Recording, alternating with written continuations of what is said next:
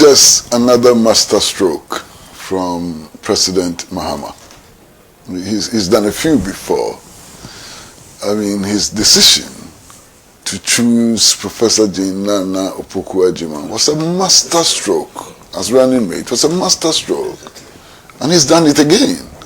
I'm not surprised. I mean, he's been my friend for a very long time. And I know as a fact that he's a consummate Democrat and constitutionalist. And I've been very, very shocked if he had declared his intention to run for a third term. It was impossible. I mean, if you knew him, you could not come to the conclusion that he was going to run for a third term. I was very disturbed when all manner of people, and I mean all manner of people, came out and said, look, let's amend the constitution, let him go for a third term, and so on. You see, the mark of a good leader, one of the marks of a good leader, is to have the capacity to identify those who will succeed you and carry the struggle forward, and to prepare them to assume that position. Because, look, as the world exists, the world in its current shape, the strength of science, scientific knowledge and so on suggests that everybody will die. That may change. It hasn't changed yet. You understand? So everybody is going to die. Nobody will be there forever. And a good leader ought to appreciate that the end is going to come. What? Anything can happen.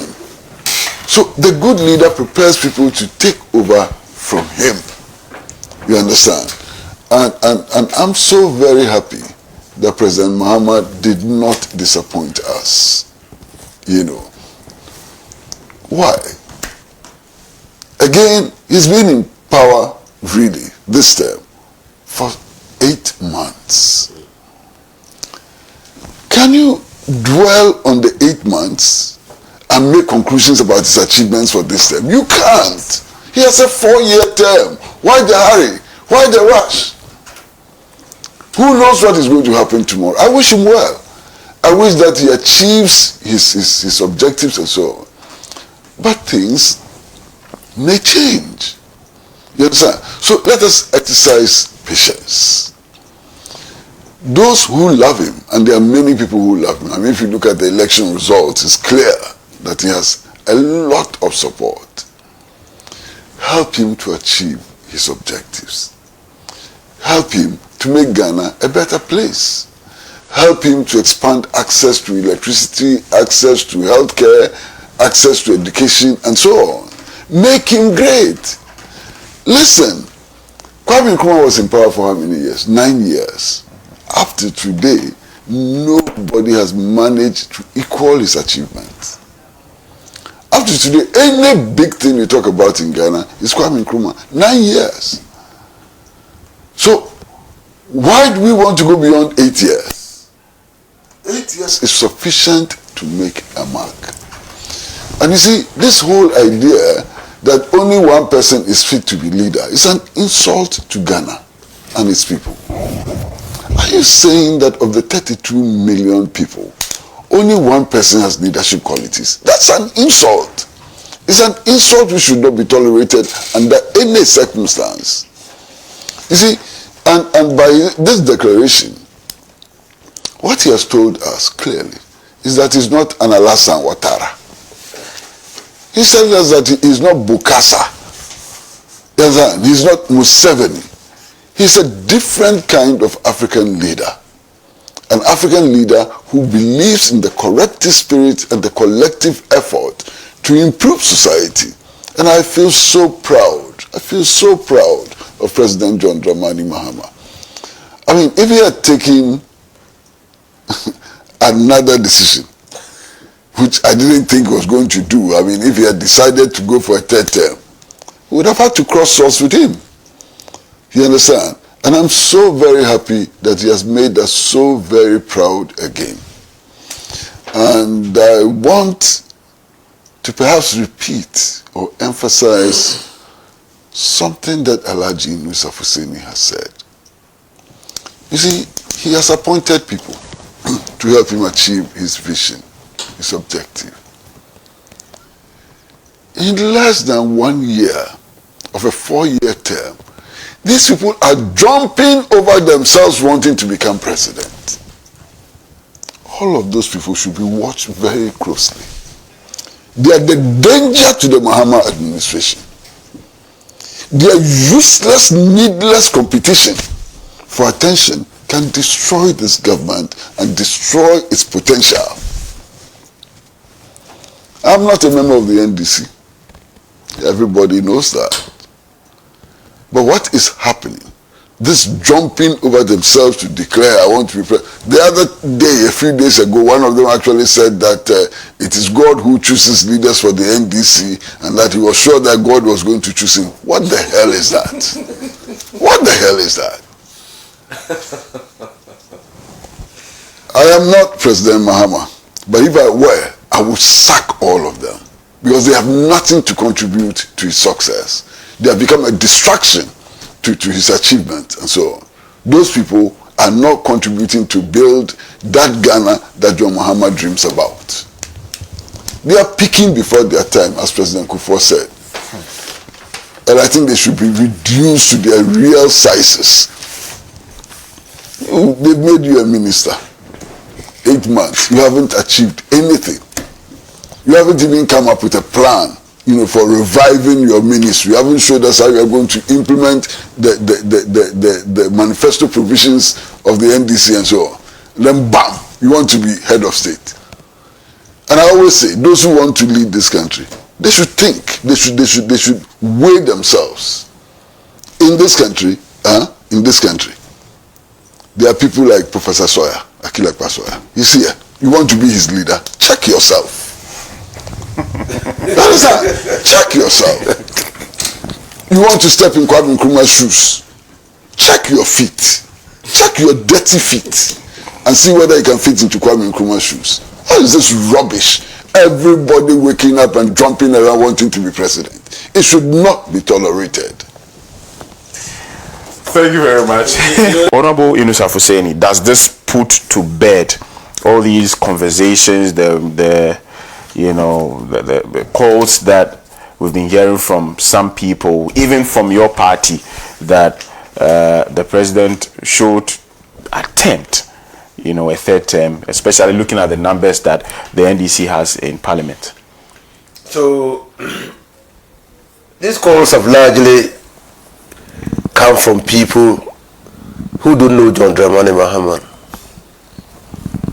And they have sought to substitute their own personal idiosyncratic views about what should happen for John Dramani Mahama's views. I can tell you as a matter of fact that before the 2024 elections, in fact in the 2020 elections, John Dramani Mahama had told some of us that he was just coming for one term. In fact, when we, in private conversations, when we say, there could be a possibility of testing the provision of the Constitution.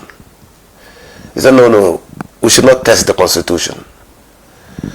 We should also help in setting the stage for a convention that respects a 2-term limit. Whatever we have to do as a country, we must give impetus and uphold the convention, contribute to entrenching the convention that imposes a 2-term limit. So he was so clear in his mind, long before John Dramani Mahama won the 2024 elections with a landslide.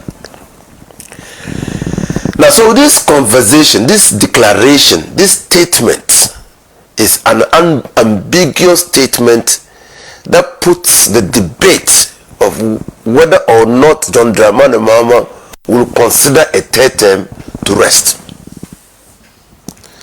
Anybody who still thinks that John Dramani Mahama wants a third term in office might be dreaming.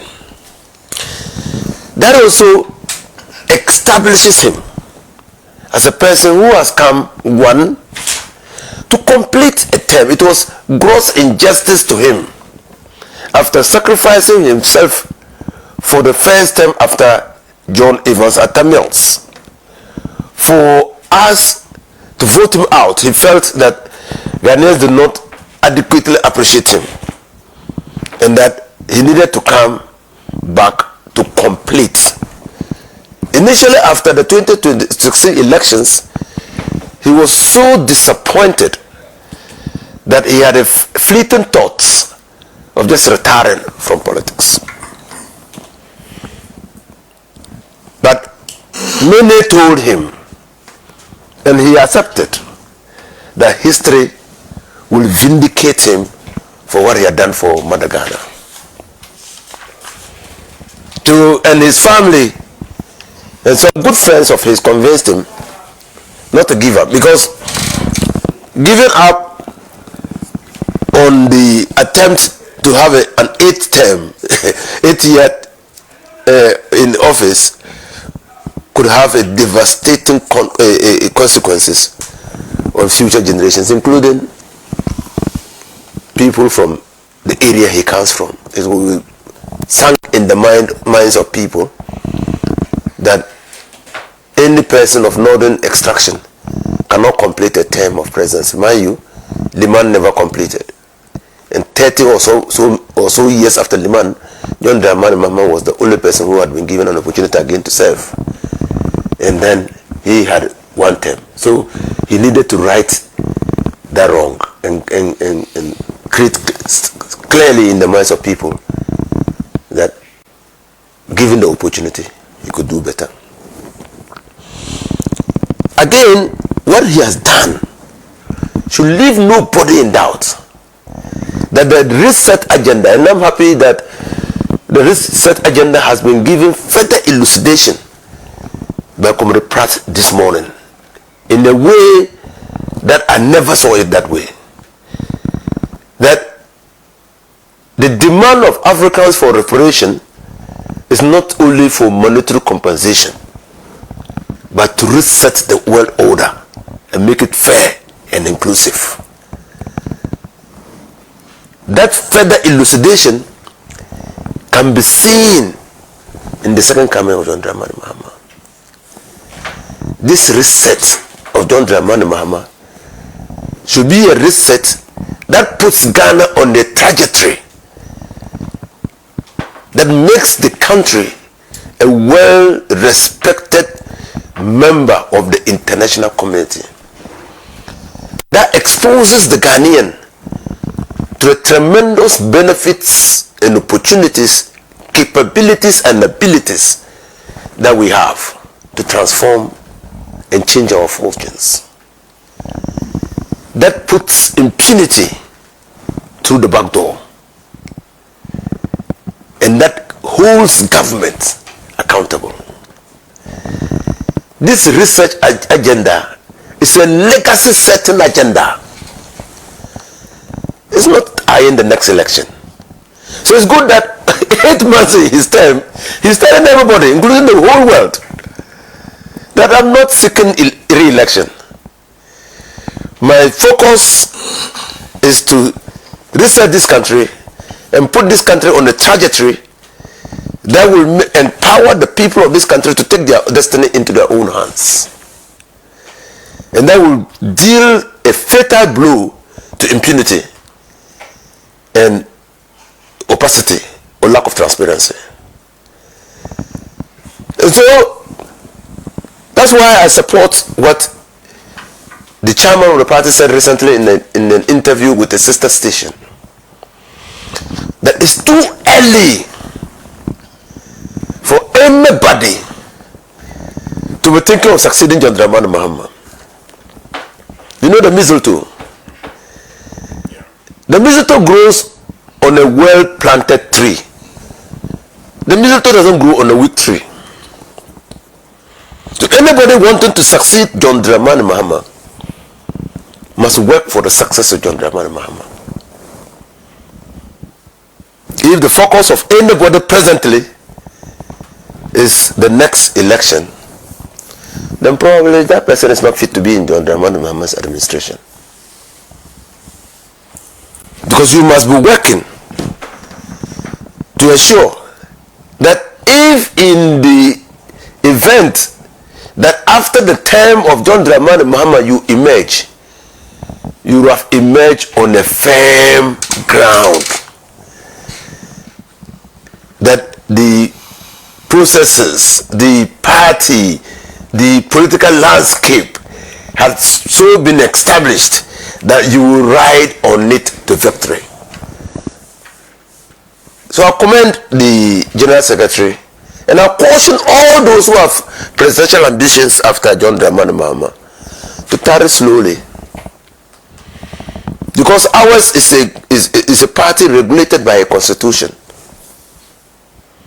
and that constitution says that we can only have elections, primaries for the presidential candidate in the last year of government. It's for good reason that we did that. When we are in power, it's for good reason, so that the government and party and president is not distracted by political campaigning to lose focus of what is required of them to do to improve the lot of the people of Ghana. So let me end by thanking His Excellency John Dramani Mahama from the bottom of my heart. Some of us knew it, because we were until he declared that in 2020. He told us in 2020. Some of us toyed with the idea and even broached the subject with him. He said, no, sir, no, we should be concentrating on winning the elections, serving our term in office, and ensuring that anybody given the opportunity and who is doing well can have an 8-year term. Let me conclude by saying that, so when John Dramani Mahama picked, the day they went for the ballot, Omani, may his soul rest in peace, picked number 8. And we were in a conference. I was there with Tepe. When the news filtered through that Honorable Omani, the late defense minister, number 8, Tepe said that the prophecy had come to pass. His interpretation of the 8 was not breaking the 8. His interpretation of the 8 was that John 2 will have 8 years. John 2 will have 8 years. And so for us, it's good that the president has come out. It's good that chairman has sounded a note of caution, and all of us must toe the line and ensure that we work hard to support His Excellency John Dramani Mahama to succeed. Thank you.